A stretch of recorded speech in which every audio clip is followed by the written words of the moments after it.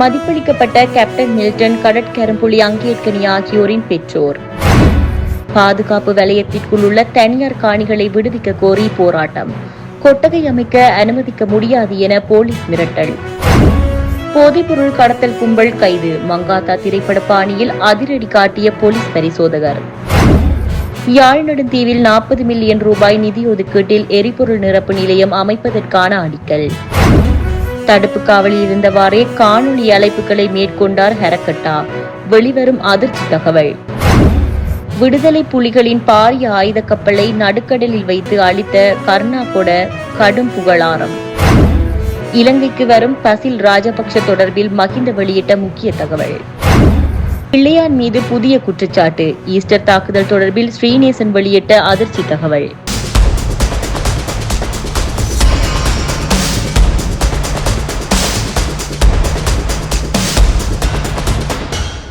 கரும்புலி மாவீரர்கள் captain Milton, கடற்கரும்புலி captain அங்கேற்கனி ஆகியோரை பெற்றெடுத்த பெற்றோர்கள் இன்றைய நாளில் மதிப்பளிக்கப்பட்டனர்.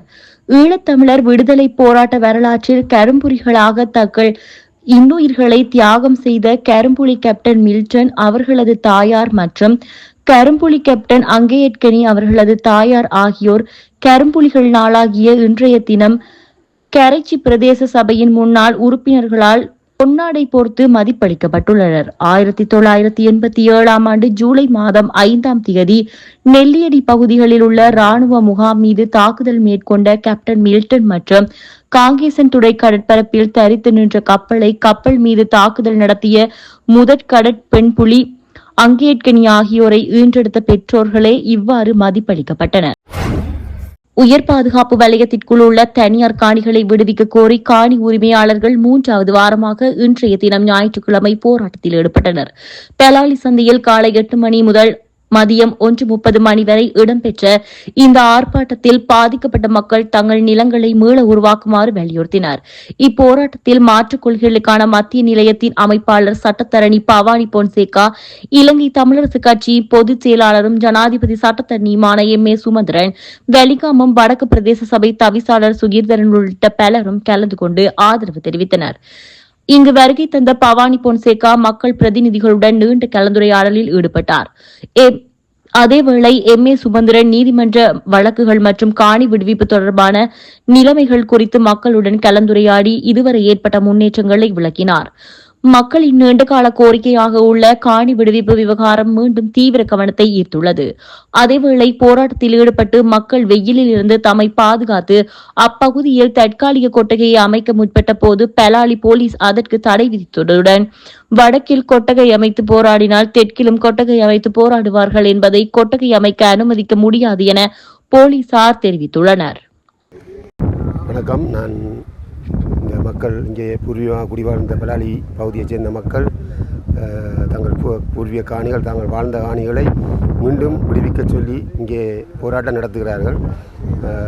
அவர்களுக்கு ஆதரவாக நானும் இங்கே இணைந்து கொண்டிருக்கிறேன். எனது இடம், நான் கனடாவில் வசிக்கிறேன்.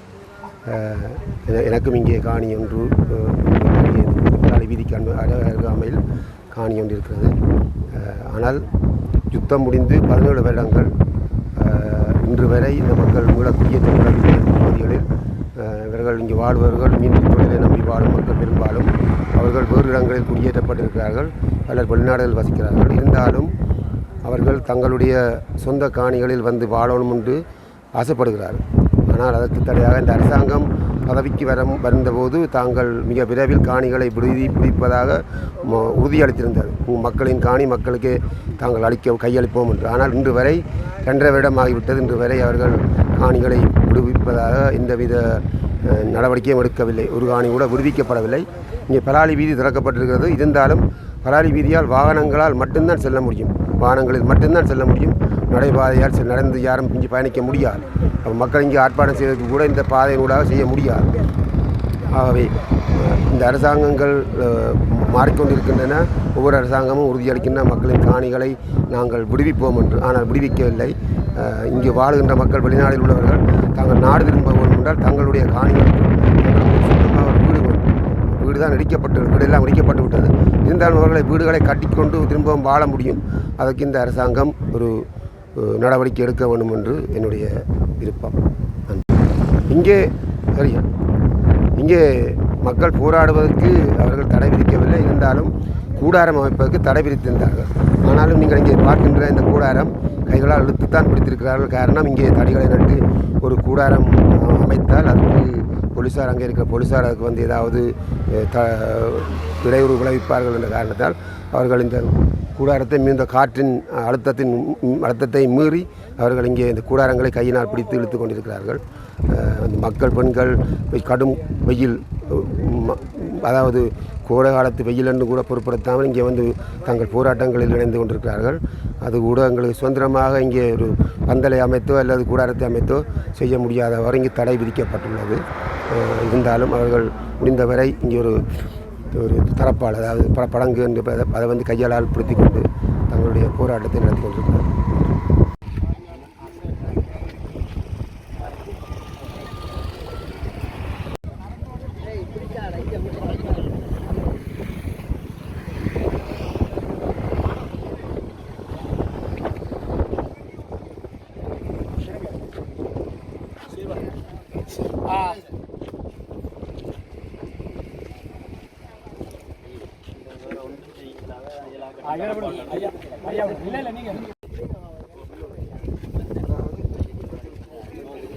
விடாமல் நிற்கிறதெல்லாம் நாங்கள் விரைச்சல் போட வேண்டிக்கிறோம்.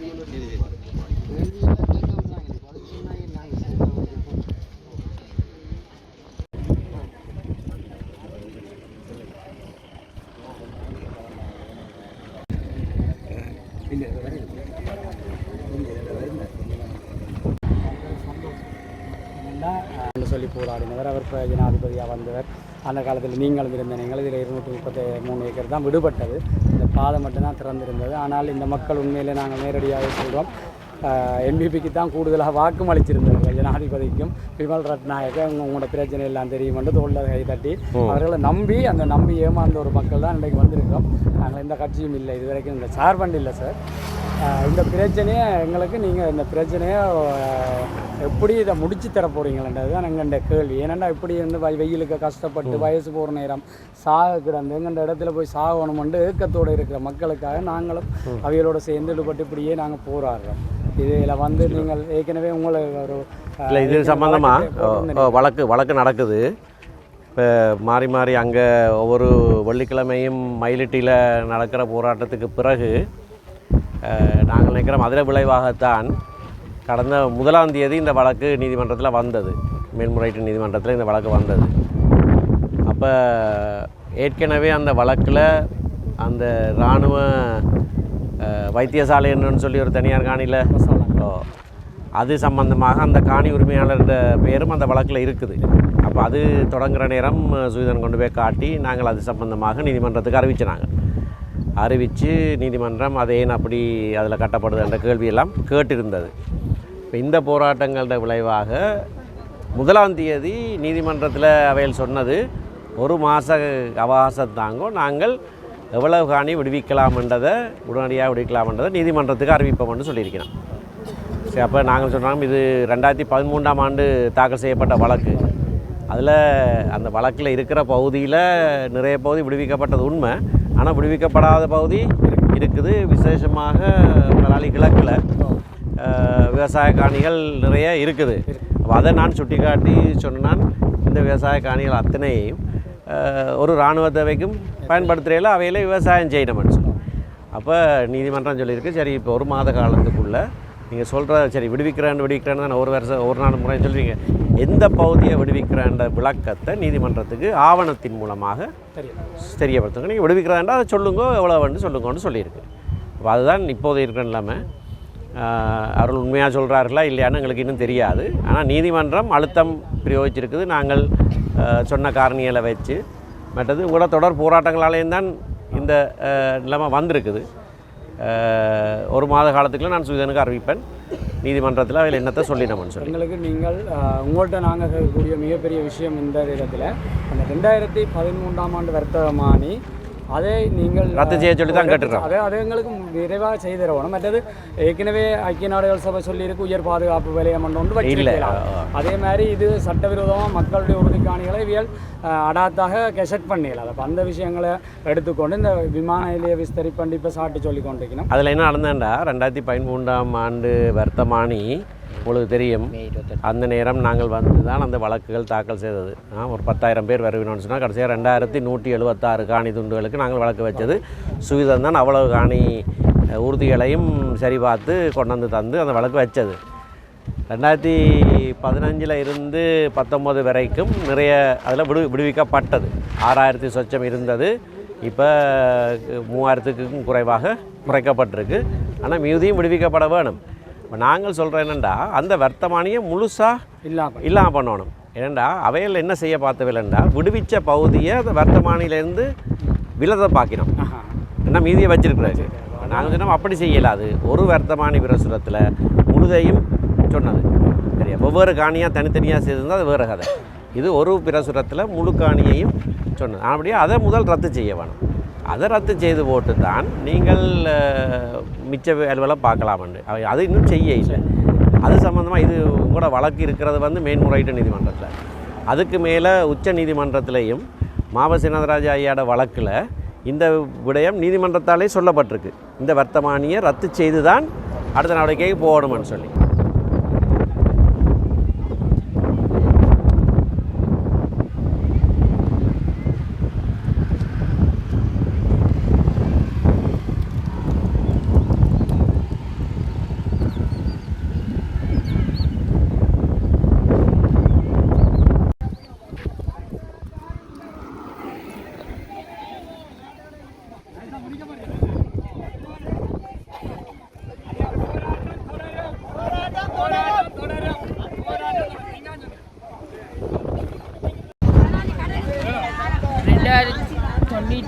தொண்ணூறாம் ஆண்டு இடம்பெயர்ந்து நாங்கள் 36 ஆண்டுகளாக இவ்வளவு அவல நிலையில் வாழ்ந்து கொண்டிருக்கிறோம்.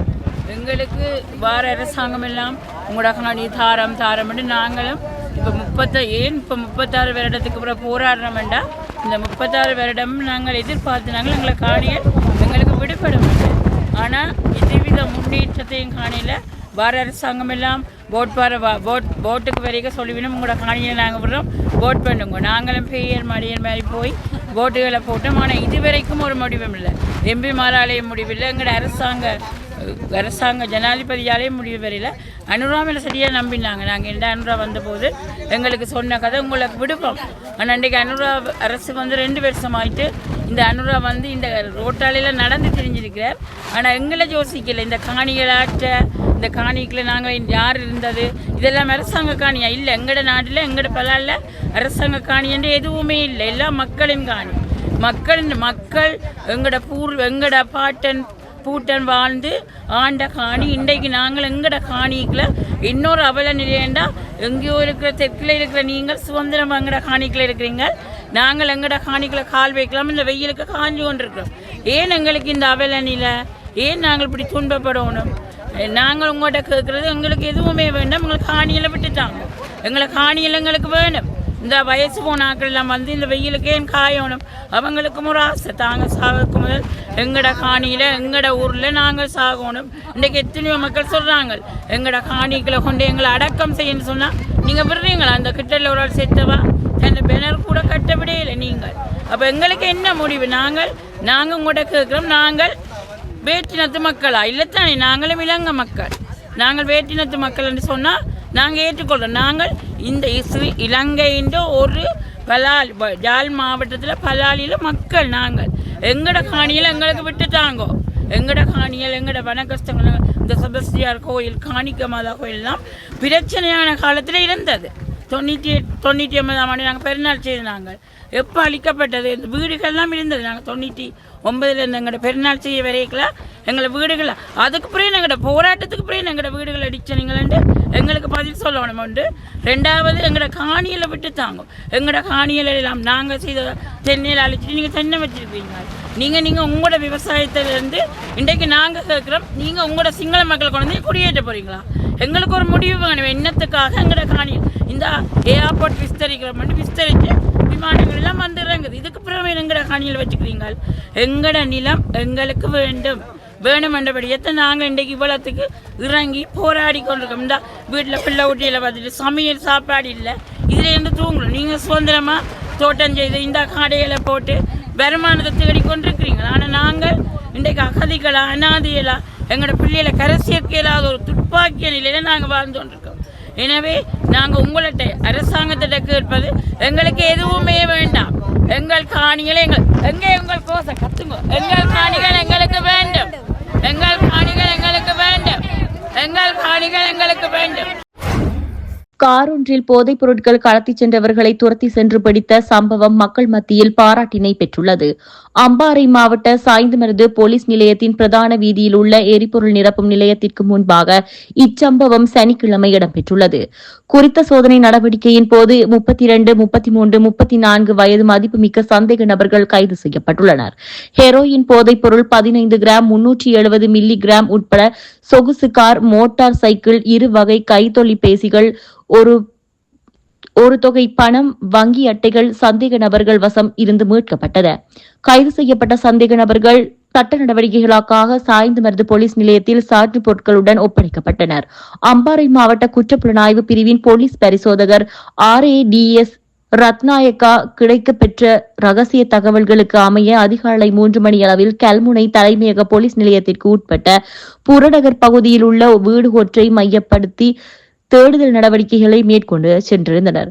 அதன்போது குறித்த வீட்டின் அருகில் இருந்து திடீரென்று கார் ஒன்றில் இருவர் தப்பி சென்றவர்களை அம்பாறை மாவட்ட குற்றப்புலனாய்வு பிரிவு போலீஸ் பரிசோதகர் RADS ரத்நாயக்க தலைமையிலான போலீஸ் குழுவினர் துரத்தி சென்றனர். இவ்வாறு துரத்தி சென்ற போது மற்றொரு சந்தேக நபர் மோட்டார் சைக்கிள் ஒன்றுடன் உதவியுடன் தப்பிச் சென்றுள்ளார்.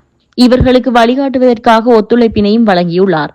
அதனை அவதானித்த அம்பாறை மாவட்ட குற்றப்புலனாய்வு பிரிவின் தரப்பினர்கள் அச்சந்தேக நபரை கைது செய்ததுடன் தப்பி சென்ற காரை சாய்ந்தமருது போலீஸ் நிலையத்தில் பிரதான வீதியில் உள்ள எரிபொருள் நிரப்பும் நிலையத்திற்கு முன்பாக மறித்து தடுத்து நிறுத்தினர்.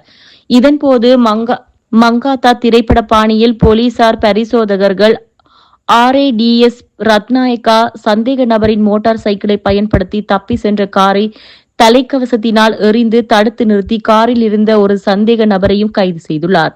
இதேவேளை ரகசிய தகவலுக்கமைய ஏற்கனவே சோதனை மேற்கொண்ட வீட்டில் அம்பாறை மாவட்ட குற்றப்புலனாய்வு பிரிவினர் வருகை தந்ததற்கு முன்னர் சுமார் கிலோ கணக்கில் போதைப் பொருட்கள் பல பகுதிகளில் உள்ள விநியோகஸ்தர்களுக்கு பிரித்து வழங்கப்பட்டு கொண்டிருந்தமை குறிப்பிடத்தக்கது. அத்துடன் சந்தேக நபர்களை கைது செய்த இடத்திற்கு போலீசார் தடயவியல் பிரிவு, மோப்பநாய் பிரிவு உள்ளிட்ட பல்வேறு புலனாய்வு தரப்பினர்கள் வருகை தந்திருந்தனர். யாழ் நெடுந்தீவில் 40 மில்லியன் ரூபாய் நிதி ஒதுக்கீட்டில் எரிபொருள் நிரப்பு நிலையம் அமைப்பதற்கான அடிக்கல் இன்று நாட்டி வைக்கப்பட்டது. வளமான நாடு அழகான வாழ்க்கை எனும் தொனிப்பொருளின் கீழ் தேசிய மக்கள் சக்தி அரசாங்கத்தின் முன் பன்முகப்படுத்தப்பட்ட நிதியில் நெடுந்தீவில் பல்வேறு அபிவிருத்தி திட்டங்கள் ஆரம்பித்து வைக்கப்பட்டது. இதன்படி பல்வேறு அபிவிருத்தி திட்டங்களை போக்குவரத்து மற்றும் நெடுஞ்சாலை அபிவிருத்தி அமைச்சர் பிமல் ரத்நாயக்கா ஆரம்பித்து வைத்தார். நெடுந்தீவில் நிரந்தர பெட்ரோல் நிரப்பு நிலையம் மற்றும் மாவேலி பெரியதுறை வீதி புனரமைப்பதற்கான அடிக்கல் நாட்டி வைத்தனர். மேலும் வீட்டுத் திட்ட பயனாளிகளுக்கு அமைக்கப்பட்ட வீட்டுத் திட்ட வீடு ஒன்றையும் சம்பிரதாய பூர்வமாக திறந்து வைத்தனர். இந்த நிகழ்வில் அமைச்சர்களான பிமல் ரத்நாயக, ராமலிங்கம், சந்திரசேகர், நாடாளுமன்ற உறுப்பினர் கருணைநாதன், இளங்குமரன், யாழ் மாவட்ட அரச அதிபர் மருதலிங்கம், பிரதீபன், இலங்கை பெட்ரோலிய கூட்டுத்தாபன அதிகாரிகள் ஆகியோர் கலந்து கொண்டிருந்தனர். நெடுந்தீவனுடைய வரலாறு என்பது ஒரு நாள் 2 நாள் ஆயிரக்கணக்கான வருடங்கள் வரலாறு. எங்களோட சேர சோழ பாண்டியன் காலத்தின் வரைக்கும் நீள்கின்ற வரலாறு. அப்ப அவ்வாறான வரலாறு மாத்திரமல்ல, எமது நாட்டை ஆக்கிரமிக்கப்படுகின்ற பொழுது முதல் தடவையாக போர்த்துகேயர் கூட 1505ஆம் ஆண்டு கூட காலடி வைத்த பிரதேசம் இது. அவ்வாறான பிரதேசத்திற்கு அன்றிலிருந்து இன்று வரைக்கும் அதாவது எரிபொருள் நிரப்பும் நிலையம் ஒன்று இருக்கவில்லை. அதனால் இது சரித்திரத்தில் பொன்னெழுத்துக்களால் எழுதப்பட வேண்டிய ஒரு நிகழ்வு. அதனால் அந்த நிகழ்வினை அந்த செயற்பாட்டினை முன்னெடுத்த எங்களுடைய அமைச்சர், உங்களை பற்றி சிந்திக்கின்ற பிமல் ரத்நாயக் அவர்களுக்கு எங்களுடைய மனமார்ந்த நன்றியினை நாங்கள் தெரிவித்துக் கொள்கிறோம்.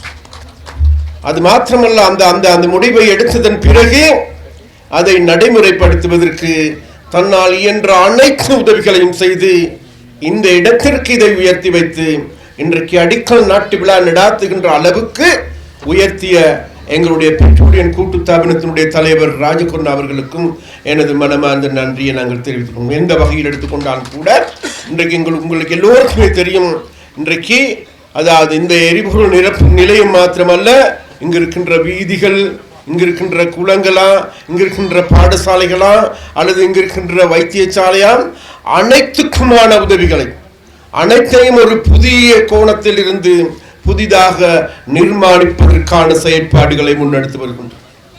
கடந்த காலங்களில் 10,000க்கும் அதிகமான மக்கள் இந்த பிரதேசத்தில் வாழ்ந்ததாக கூறப்படுகின்றது.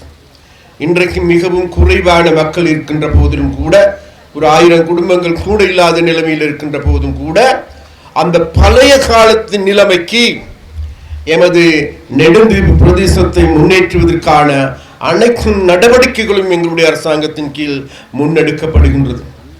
அதே போன்று யார் எதை எவ்வாறு கூறினாலும் கூட நெடுந்தீவு மக்கள் என்பவர்கள் உண்மையிலேயே ஒரு தன்னம்பிக்கையுடன் செயல்படுகின்ற மக்கள், ஒரு இலட்சிய வேட்கையோடு செயல்படுகின்ற மக்கள். அது மாத்திரமல்ல, இப்பொழுது இந்த வரவேற்பு நடத்தை ஆடிய எங்களுடைய மாணவ மணிகளை நாங்கள் தேடி பார்க்கின்ற பொழுது மிகவும் பின்தங்கிய பிரதேசமாக இருக்கின்ற எங்களுடைய பாடசாலையில் இருந்து இன்றைக்கு உலகமே பார்க்கின்ற, உலகத்திற்கும் கூட சவால் விடுகின்ற, ஏனைய அனைத்து வசதிகளையும் கொண்டிருக்கின்ற பாடசாலைகளுக்கும் கூட சவால் விடுக்கின்ற அளவுக்கு நாங்கள் யாருக்கும் சளைத்தவர்கள் அல்ல என்பதை வெளிக்காட்டுகின்ற ஒரு நிகழ்வாக இந்த நடனத்தை காணக்கூடியதாக இருக்கின்றது. அதனால் அந்த மாணவிகளுக்கும் அந்த மாணவ மணிகளுக்கும் அதை போன்று அதை பயிற்றுவித்த ஆசிரியர்களுக்கும் எங்களுடைய மனமார்ந்த நன்றியை நாங்கள் தெரிவித்துக் கொள்வோம். அது மாத்திரமல்ல, இந்த முறை இம்முறை எடுத்துக்கொண்டால் எங்களுடைய விசேடமாக எங்களுடைய அமைச்சின் கீழ், எனது அமைச்சின் கீழ் 17 மில்லியன் ரூபாய்க்கான செயற்பாடுகள் ஆரம்பமாகும். அடுத்த வருடம் 150 மில்லியனுக்கான செயற்பாடுகள் முன்னெடுக்கப்படுகின்றது. அது மாத்திரமல்ல, எங்களுடைய பிரஜாசக்தி நிறுவனத்தின் கீழ் செயற்பாடுகள் எடுத்துக்கொண்டால் 32 மில்லியன் ரூபாய் அதற்காக நிதி ஒதுக்கீடு செய்யப்பட்டிருக்கின்றது. அது மாத்திரமல்ல, இப்பொழுது சற்று முன்னர் எங்களுடைய விளையாட்டுத்துறை அமைச்சரோடு பேசுகின்ற பொழுது உங்களுடைய பாடசாலை மைதானத்தை புனரமைப்பதற்காக அவர் சொல்லுகின்றார் 10 மில்லியன் ரூபாய் பெற்று தருகின்றேன் என்று கூட கூறியிருக்கிறார். அந்த வகையில் இன்றைக்கு இருக்கின்ற நெடுந்தீவு அல்ல, நாளைக்கு இதைவிட ஒரு மாற்றமான புதிய கோணத்தில் புத்தளிச்சு பெறுகின்ற ஒரு நெடுந்தீவாக கட்டியெழுப்ப வேண்டிய தேவை இருக்கின்றது. அந்த நெடுந்தீவை கட்டியெழுப்புவதற்கு நெடுந்தீவில் இருக்கின்ற மக்கள் தாங்களுடைய பழைய காம்பீரத்துடன், பழைய கௌரவத்துடன் தலை நிமிர்ந்து நாங்கள் நெடுந்தீவான்கள் என்கின்ற கூறும் அளவு இன்றைக்கு எடுத்துக்கொண்டால் இந்த தீபக பிரதேசம் என்பது பின்தங்கிய பிரதேசம் என்று பறைச்சாற்றுகின்ற பொழுது, எல்லா வகையிலும் கூட இன்றைக்கு பின்தங்கி இருக்கின்றது என்று கூறப்படுகின்ற பொழுது, நாளைக்கு எங்களுடைய அரசாங்கத்தினுடைய செயற்பாட்டின் கீழ் நாளைக்கு நெடுந்தீவில் வாழ்கின்ற அனைவரும் நாங்கள் நெடுந்தீவர்கள் என்கின்ற பெருமையோடு கூறுகின்ற ஒரு நிலைமையை ஏற்படுத்துகின்ற செயற்பாடுகளையும் அபிவிருத்தி வேலை திட்டங்களையும் முன்னெடுப்பதற்கு எங்களுடைய அரசாங்கம் தயாராக இருக்கின்றது. அந்த செயற்பாடுகளுக்காக வேண்டி உங்களுடைய பிரதேச செயலாளர், உங்களுடைய மாவட்ட அரசாங்க அதிபர், அதே போன்று இங்கு இருக்கின்ற அரசாங்க ஊழியர்கள், இங்கு இருக்கின்ற மக்கள் அனைவரும் ஒருமுகமாக இருந்து கொண்டு ஒன்றாக செயற்படுங்கள் என்று கேட்டுக்கொண்டு உங்களிடம் விடைபெறுகின்றனர். ஹரக்கட்டா என்று அழைக்கப்படும் பிரபல போதைப் பொருள் கடத்தல்காரரான நதுன் நிந்திக்க விக்ரமரத்ன தடுப்பு காவலில் இருந்த காலத்தில் காணொலி அழைப்புகளை மேற்கொண்டுள்ளமை தெரியவந்துள்ளது. ஹரக்கட்டாவுக்கு எதிரான வழக்கு விசாரணைகளில் அழுத்தம் பிரயோகிக்கவும் செல்வாக்கு செலுத்தவும் அவருக்கு தடுப்பு காவலில் விசேட சலுகைகள் வைக்கவும் பெருமளவு பணம் கைமாற்றப்பட்டதாக கூறப்படும் குற்றச்சாட்டுகள் தொடர்பான விசாரணைகளில் இந்த விடயங்கள் தெரியவந்துள்ளது. சந்தேக நபர் குற்றப்புலனாய்வு திணைக்களத்தின் பொறுப்பில் தடுப்பு காவலில் வைக்கப்பட்டிருந்த போது அவரது உயிருக்கு அச்சுறுத்தல் இருப்பதாக ஒரு அச்சத்தை தோற்றுவித்தது. ஒரு சிலர் பாரியளவான நிதி ஆயுதம் பயன்படுத்திக் கொண்டுள்ளமை தொடர்பாக தகவல்கள் தற்போது வெளிவந்து கொண்டிருக்கின்றன. இது தொடர்பில் அதிகாரிகள் விசாரித்து வருகின்றனர். இதன்படி நிதி பரிவர்த்தனைகள், சாட்சி வாக்குமூலங்கள் மற்றும் அரசு அதிகாரிகளுக்கு ஒழுங்கமைக்கப்பட்ட குற்றவாளிகளுக்கும் இடையே உள்ளதாக கூறப்படும் தொடர்புகள் ஆகியவை புலனாய்வாளர்களினால் தீவிர கவனத்திற்கு உள்ளடங்கியுள்ளன. அவ்வாறான பாரிய நிதி பரிமாற்றத்தின் பின்னர் தடுப்பு காவலில் வைக்கப்பட்டிருந்த ஹரக்கட்டாவுக்கு அவரது குழந்தையுடன் காணொலி அழைப்புகளை மேற்கொள்வது போன்ற அற்ப சலுகைகள் சில வழங்கப்பட்டுள்ளமையும் தெரியவந்துள்ளது. அதற்காக தனியாக பணம் வழங்கப்பட்டதாக கூறப்படுகிறது. சாதாரண சந்தேக நபர் ஒருவர் கைது செய்யப்பட்ட பின்னர் அவருக்கு எந்த ஒரு தொலைபேசி அழைப்பும் மேற்கொள்வதற்கான வாய்ப்பு சட்ட ரீதியாக தடை செய்யப்பட்டுள்ளது. தடுப்பு காவலில் வைக்கப்படும் அளவுக்கு பாரிய அளவிலான குற்ற செயல்களுடன் தொடர்புடைய சந்தேக நபர் ஒருவர் கடுமையான கண்காணிப்பு மிக்க குற்றப்புலனாய்வு துறையின் காவலில் இருந்து கொண்டே காணொலி அழைப்புகளை மேற்கொண்டுள்ளமை தொடர்பான தகவல்கள் விசாரணையாளர்களை பெரும் அதிர்ச்சிக்கு உள்ளாகியுள்ளது. நீர்கொழும்பு சிறைச்சாலையில் இரு குழுக்களுக்கு இடையில் ஏற்பட்ட மோதலில் பாதிக்கப்பட்ட கைதிகள் 2 உயிரிழந்ததாக தகவல்கள் வெளிவந்தன. நீர்கொழும்பு சிறைச்சாலையில் கைதிகளுக்கு இடையில் மோதல்கள் ஏற்பட்டுள்ளதாக தகவல் தெரிய வருகின்றது. இந்த சம்பவத்தில் சுமார் 20 பேர் வரையில் காயமடைந்துள்ளதாக தெரிய வந்திருக்கிறது. கைதிகள் 2 குழுக்களிடையில் இந்த மோதல் இன்று ஏற்பட்டதாக தெரிவிக்கப்படுகிறது. இந்த நிலையில் பதற்ற நிலைமையை கட்டுப்படுத்துவதற்கான நடவடிக்கைகள் முன்னெடுக்கப்பட்டு வருவதாக குறிப்பிடப்பட்டுள்ளது. காயமடைந்தவர்கள் நீர்கொழும்பு பொது வைத்தியசாலையில் அனுமதிக்கப்பட்டுள்ளனர். அவர்களில் 2 நிலைமை கவலைக்கிடமாக உள்ளதாக வைத்தியசாலை தகவல்கள் தெரிய வருகிறது. பதற்ற நிலையை கட்டுப்பாட்டுக்குள் கொண்டுவர போலீஸ் விசேட அதிரடிப்படையினர் களமிறங்கியுள்ளதாக தகவல் தெரிவாகியுள்ளது.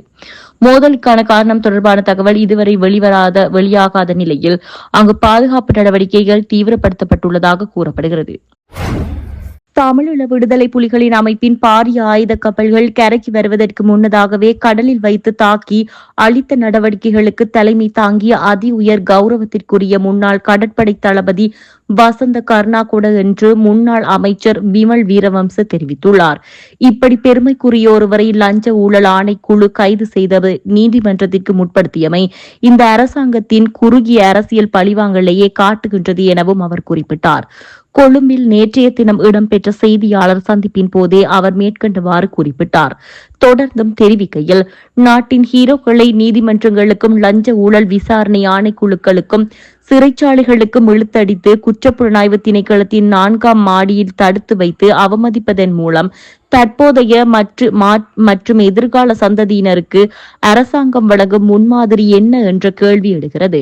இந்த அரசாங்கத்திற்கு சாதகமாக பேசும் சிலருக்கு இந்த வீர பதக்கங்கள் வெறும் தொங்கும் தகரங்களாக தோன்றலாம். அப்படி என்றால் அவர்கள் வாங்கிய சட்ட பட்ட படிப்பு வெறும் காகித கிழிசல் தான். அந்த ஒவ்வொரு பதக்கத்திற்கு பின்னாலும் ஒரு வீர வரலாறு இருக்கிறது. அன்று ஒரு தேசத்தின் ஹீரோக்களாக எப்போதும் மதிக்கப்பட வேண்டிய மனிதர்களை இவ்வாறு இழுத்தடித்து அவமதித்து பழிவாங்குவதை பார்த்து கொண்டு உணர்ச்சியற்ற ஒரு சமூகமாக நின்று மாறியுள்ளோம். இதன் மூலம் எந்த ஒரு இனம் அல்லது மக்கள் கூட்டம் இனி நாட்டுக்காக ஆபத்தை எதிர்கொள்ள முன்வருவார்கள். அரசாங்கம் ஒரு குற்றச்சாட்டு தொழிற்சாலையை உருவாக்கி ஒட்டுவதனாலேயே ஒருவரை திருடன் என்று ஏற்றுக்கொள்ள முடியாது. அதை நீதிமன்றமே தீர்மானிக்க வேண்டும் என குறிப்பிட்டார். தற்போது அமெரிக்காவில் இருக்கும் முன்னாள் நீதி அமைச்சர் பசில் ராஜபக்ஷ இலங்கை வருவது குறித்து தனக்கு எதுவும் தெரியாது என முன்னாள் ஜனாதிபதி மகிந்த ராஜபக்ஷ தெரிவித்துள்ளார். கண்டி ஸ்ரீ தலதா மாளிகையில் நேற்றைய தினம் வழிபாடுகளில் ஈடுபட்ட பின்னர் ஊடகங்களுக்கு கருத்து தெரிவிக்கும் போதே அவர் மேற்கண்டவாறு குறிப்பிட்டார். இதன்போது எதிர்வரும் நாட்களில் தன்னுடைய அரசியல் நகர்வுகள் குறித்தும் அவர் ஊடகங்களிலும் கருத்து தெரிவித்து பசில் ராஜபக்ஷவிற்கு எதிரான பிடியாணை மற்றும் வழக்கு விசாரணை குறித்து ஊடகவியலாளர் ஒருவர் எழுப்பிய கேள்விகளுக்கு பதிலளித்த முன்னாள் ஜனாதிபதி மகிந்த ராஜபக்ஷ, பசில் ராஜபக்ஷ நாட்டுக்கு வருவது குறித்து நீங்கள் அவரிடம்தான் கேட்க வேண்டும் என குறிப்பிட்டுள்ளார். அத்துடன் பசில் ராஜபக்ஷ நாட்டுக்குள் வருவதும் தனக்கு தெரியாது, நாட்டை விட்டு வெளியே செல்வதும் தெரியாது என்றும் மகிந்த ராஜபக்ஷ இதன் போது சுட்டிக்காட்டியுள்ளார். மேலும் தற்போதைய அரசாங்கம் அரசியல் பழிவாங்கல்களில் ஈடுபடும் வேலையை மாத்திரமே செய்து வருவதாகவும் கட்சியில் இருப்பவர்கள் பலமான கூட்டணியாக ஒன்று சேர்ந்து அடுத்த கட்சி அதிகாரத்தை கைப்பற்றுவோம் என்றும் முன்னாள் ஜனாதிபதி மகிந்த ராஜபக்ஷ ஊடகங்களிடம் சுட்டிக்காட்டியுள்ளார். சிறையில் பிடிபட்டாலும் கூட எனது சீற்றம் குறையவில்லை என்பதை கூறக்கூடிய விதத்தில் சிலர் செயற்படுகின்றனர் என்று உயிர்த்த ஞாயிறு தாக்குதலின் முக்கிய சூத்திரதாரி இன்னும் கைது செய்யப்படவில்லை என்றும் மட்டக்களப்பு மாவட்ட இலங்கை தமிழரசுக் கட்சியின் நாடாளுமன்ற உறுப்பினர் ஞானமுத்து ஸ்ரீநேசன் தெரிவித்துள்ளார். இது தொடர்பில் மட்டக்களப்பில் ஊடகங்களுக்கு கருத்து தெரிவிக்கும் போதே அவர் மேற்கண்டவாறு குறிப்பிட்டார். இந்த உண்மைகள் உள்நாட்டு பொறிமுறை மூலமாக மூடி மறைக்கப்பட்டிருக்கின்றது. குற்றமிழைத்தவர்கள் குற்றவாளிகள் பாதுகாக்கப்பட்டு கொண்டிருக்கின்றார்கள். குற்றமிழைத்தவர்கள் ஜனாதிபதியாக கூட ஆகலாம். குற்றமிழைத்தவர் இந்த நாட்டின் ஒரு உயர்மட்ட ஒரு புலனாய்வு அதிகாரியாக கூட நியமிக்கப்படுகின்ற ஒரு நிலைமை காணப்படுகின்றது. இராஜாங்க அமைச்சர் என்று தன்னை அறிமுகப்படுத்தியவர், முதலமைச்சர் என்று அறிமுகப்படுத்தியவரும் காணாமல் ஆக்கப்பட்டவர்கள் விடயத்தில் சம்பந்தப்பட்டிருக்கின்றார் என்பது நீதி விசாரணையின் போது தெரிகின்றது. எங்களுக்கு தனிப்பட்ட முறையில் எவரோடும் கோபம் இல்லை. ஆனால் எங்களுடைய அப்பாவி மக்களை கடத்தி காணாமலாக்கி பாலியல் பலாத்காரம் செய்து குழந்தைகள் என்று பாராமல் கொலை செய்தவர்கள் யாராக இருந்தாலும், அவர்கள் அமைச்சர்களாக இருக்கலாம், ஜனாதிபதியாக இருக்கலாம், அல்லது புலனாய்வு துறையின் உயர் அதிகாரிகளாக இருக்கலாம், யாராக இருந்தாலும் குற்றம் செய்தவர்களுக்கு தண்டனை கிடைக்க வேண்டும். மீண்டும் சொல்லுகின்றேன், உண்மைகள் கண்டறியப்பட வேண்டும், நீதி வழங்கப்பட வேண்டும், குற்றவாளிகள் தண்டிக்கப்பட வேண்டும். அதன் பின்னர் மீண்டும் நிகழாமல் இருப்பதற்கான ஒரு அரசியல் தீர்வு காணப்பட வேண்டும். அதற்கு பின்னர் இந்த பாதிக்கப்பட்ட மக்களுக்குரிய நிவாரணத்தை நியாயமாக கொடுக்க வேண்டும். ஆடு தருகிறோமா, ஆடு வேண்டுமா, மாடு வேண்டுமா, அல்லது 1 லட்சம் 2 லட்சம் பணம் வேண்டுமா என்று நையாண்டித்தனமாக கேட்கின்ற கேள்விகளை விட்டுவிட்டு நான் சொன்ன விடயங்கள் நிறைவேற்றப்பட்டதன் பின்னர் ஒரு மனிதனின் இழப்பீடு என்பது, பாகிஸ்தானில் ஒரு இலங்கை பிரஜை கொல்லப்பட்ட போது அவருக்கு கிட்டத்தட்ட 25 கோடி ரூபாய் இழப்பீடாக கொடுத்திருக்கின்றார்கள். ஒரு மனிதனுக்கு உண்மையில் கோடிக்கணக்கால் கூட இழப்பீடுகளை கொடுக்க முடியாது. அப்போ பாகிஸ்தானில் கொல்லப்பட்ட இலங்கை பிரஜைக்கு 25 கோடி ரூபாய் இழப்பீடு கொடுக்கப்பட்டிருக்கிறது. நாங்கள் இழப்பீடுகளை கேட்கவில்லை. உண்மைகளை கண்டறியுங்கள், நீதியை வழங்குங்கள்.